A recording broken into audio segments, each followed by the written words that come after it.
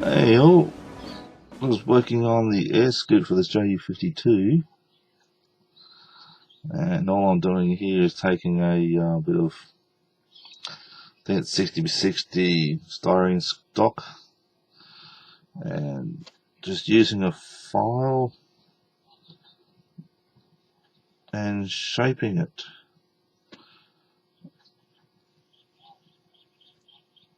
I've got a bit of a notch to cut into it yet on one side of it.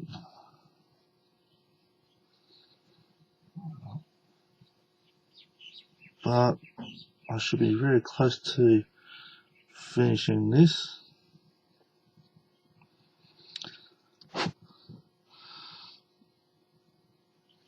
So just looking at the photos, the profile looks just about right for my eyes.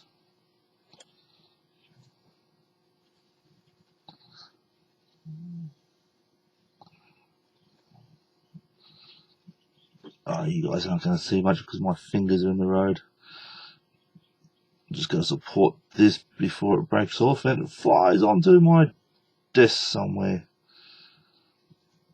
I already had that happen. I was working on those two antenna on top of the engines just before, and the top of one broke off and went flying across my model desk here. Thankfully, I heard it hit something and was able to retrieve it. However, though, it is so fine that I'm unable to glue it back on. So, another bit of a headache for me. Okay, so there's the air scoop. Now I just got to cut a notch into that somewhere. Now that back section profile looks like it could be good enough for the rear, so that means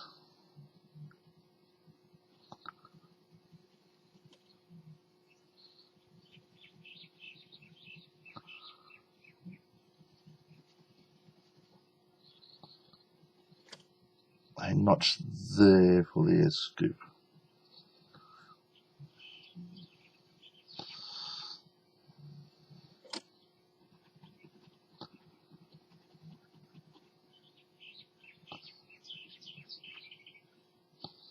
Square it up.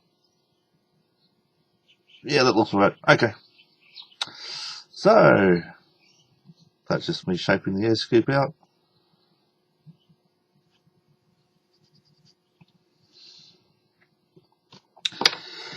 It's alright. Okay, we're on to painting the wriggle or splinter or whatever pattern you like to call it onto the Ju-52. This is supposed to be a green colour using German World War II colours as a reference. What was it, RM 65 or was it 75? I can't remember. Which is Dunkelgrün, dark green, for top services. So I don't have any that match up. I think it's actually Gunsy 65, I think it is. I don't have any. So what I've done is taken some 302 semi-gloss green and mixed it with some flat black. That's to me, of course. Yes, I'm mixing brands to make what I hope is the right dark green. But then again, talking about World War II, what is dark green? Same argument as what is olive drab. Okay, so how I've done this is I scaled up some plans I saw, so I'll just plug in here. So I scaled them up to each individual length. So the wing here is around about 19 centimeters, the fuselage is around about 25 centimeters, and the tail surfaces are around about 6. Was it 6? 6 is coming to mind, but don't quote me on that. Yes, it is 6. Approximately is the measurements there. I didn't go down to the millimeter or use any exact measurements, so I just wanted to get a rough outline where everything was. Tried several different masking ideas, like having these paper masks held on with rolled up pieces of painter's tape. Didn't work. They kept on coming up and everything else. So I couldn't get a uniform distance away from the mask to the surface to create that feather edge. So I've now done a different method, taken some masking sole from Mr. Hobby, painted the back of the mask, so you can probably see a few green hues in the paper all over the place. That's where I painted the back of the masks and placed them on. As you can see, looking at some of these roundels here, I'm not exactly accurate, but hey, they'll do. In some areas, like on the side of the fuselage here, I ended up having to guess the mask. Reason being is side view, the wind got in the road. So I just ended up cutting some masks that looked like it would work. Didn't like those, so I went to the green masking that you see on this side. And I'm hoping that will come out nice and neat for me. And halfway through masking, you can probably see a bit of, you see the door there? There's a bit of the door. The door is not painted. I forgot to paint the door. So what I'll do is I'll paint it green and come back and paint it the white. Just going back onto the white that I painted on earlier. I didn't like the mixture I used. I felt it was a bit too much off-white, because it did have that little greenish look to it. Didn't like it, looked ugly. So I free-handed, without masking the undersurface, because I'd taken everything off at that stage.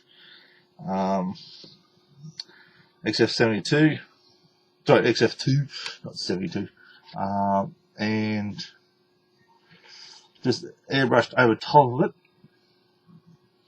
just to cut that colour down a bit, and hopefully the camera's going to pick up the difference in the colours there. This area here is that one area that didn't get the freehand because it was underneath. So basically what I did was had the model on my paint surface and just went over top with my airbrush, up and down to get in the ridges. So okay, that's it.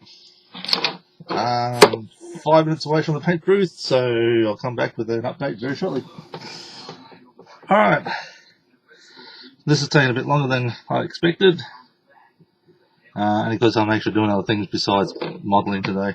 Okay, so I've painted it with the airbrush pointed perpendicular to, hello cat, perpendicular to the surface, so as to not cause any overspray to go under by putting it under the mask by putting it on an angle. So let's see how good I was.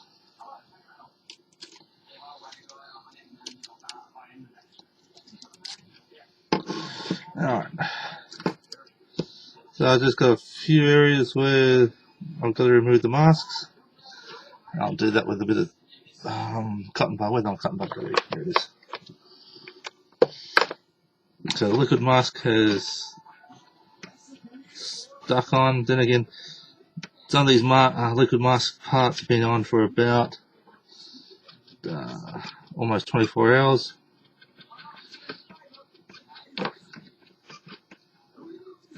Hey, cleans up nicely. There we go. Alright, I'll do the rest of this off camera, but as you can see, the liquid mask and paper masking has paid off quite well. That's a lot better than I expected.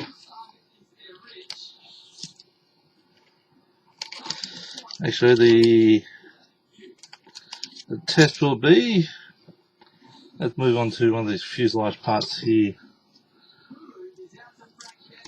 And that noise you can hear behind me is the cat trying to get somewhere. Alright, so there you go. Liquid mask has been successful. Wow, that did a lot better job than I expected. It actually fits in quite well, the liquid mask, with the splinter skiing, because the splinter skiing that they used on this aircraft for the movie wasn't too crash hot. It was more jagged shapes more than anything for the splinter. Okay, I just got a bit of liquid mask down there that I got to fix up. But yeah, this has gone on quite well. And in other news, I broke off a pitot tube again. This thing on the wing. I might change to a bit of brass and glue it on with a bit of brass to give it a bit more strength. So, I'm going to try a technique I saw on another YouTube channel, which is soldering brass together. So, alright, I'll see you shortly.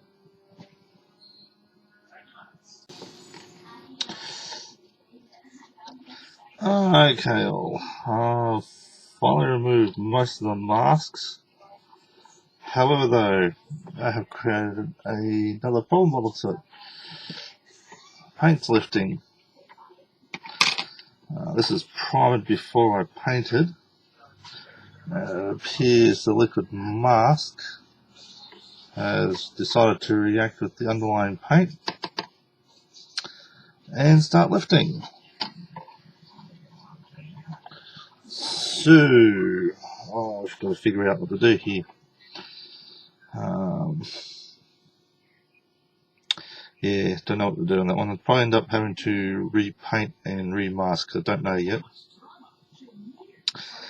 The green maskall or masket tape that I used in some locations has not lifted off too well. You can just see green tint there. I'm still having trouble trying to remove it. And the paper and liquid mask arrangement, not a good idea. In some locations it actually blended to make some sort of strong masking tape, and merged, almost merged with the surface. So not a very good result. Don't know what to do here yet. Trying all different things to clean up, but nothing seems to be. Oh, that works.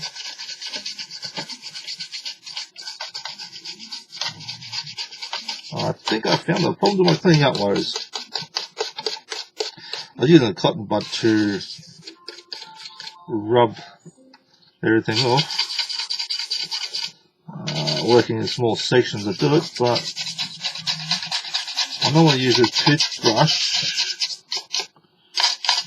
to clean up sanding, and that's cleaning that up. Oh, it's cleaning that up, cool. So I'm getting rid of some of the problems that I have been experiencing with cleaning up. But it is actually creating another problem, which is lifting some of the paint. So I'll probably go over this freehand just to get rid of the green tinge, and hopefully that will bring it back to a decent appearance. There is some areas of overspray, so I might, yeah, I'll do that. So I'll finish cleaning that with a toothbrush. I might mix some water with it. Hopefully the green paint won't lift. Then hit back with the white off-white combination. Redo the white areas freehand.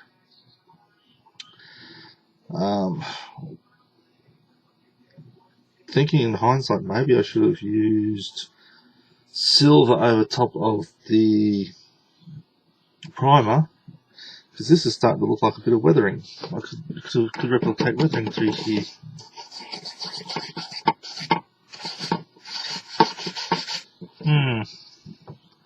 That's an idea, yes. That could have been weathering. Oh well, never mind. Next time I do something like this. The other problem I think I also had is that I didn't give the underlying paint time to cure. So the off-white paint may not have had enough time to cure before liquid mask on. I left it for several hours. Maybe in hindsight I should have left it for a few days. Oh well, you live and learn. Back soon.